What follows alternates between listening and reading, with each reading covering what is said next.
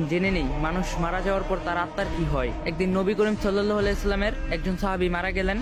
তারপর রাসূল পাক সাল্লাল্লাহু আলাইহি সাল্লাম ওনার জানাজা পড়ালেন। একদল সাহাবী মৃতদেহ কবর দেওয়ার জন্য কবরস্থানে নিয়ে আসলেন। সবার সাথে আমাদের নবী করিম সাল্লাল্লাহু আলাইহি সাল্লাম হেঁটে হেঁটে আসলেন। দুইজন সাহাবী কবর খুঁড়তে শুরু করলেন। সবাই মৃতদেহকে ঘিরে বসে আছে। কবর খনন শেষ না হওয়া পর্যন্ত সবাই অপেক্ষা করছেন। সবাই চুপচাপ, নীরব ও শান্ত একটা পরিস্থিতি। নবীজি গভীর মনোযোগ দিয়ে কবর খোঁড়া দেখছিলেন। একটু পর সবার দিকে তাকিয়ে জিজ্ঞাসা করলেন, তোমরা কি জানো মানুষ মারা যাওয়ার পর তার আত্মার কি হয়? সবাই খুব আগ্রহ নিয়ে নবীজিকে বললেন, ইয়া রাসূল, আমাদেরকে বলুন। নবীজি একটু চুপ করে থাকলেন। সবাই ওনার কাছে এসে ঘিরে বসলেন। মৃত্যুর পর আত্মার কি হয় এই তথ্য তাদের জানা ছিল না। আজ সেটা নবীজির মুখে শুনবেন। কত বড় সৌভাগ্য! শোনার জন্য নবীজির অধীর আগ্রহ। নবীজির কাছে এসে বসলেন। তিনি একবার কবরের দিকে তাকিয়ে মাথাটা তুলে আকাশের দিকে তাকালেন। তারপর তিনি গল্পের মতো করে বলতে শুরু করলেন, শোনো, যখন মানুষ একবারে মৃত্যুর শয্যায় তখন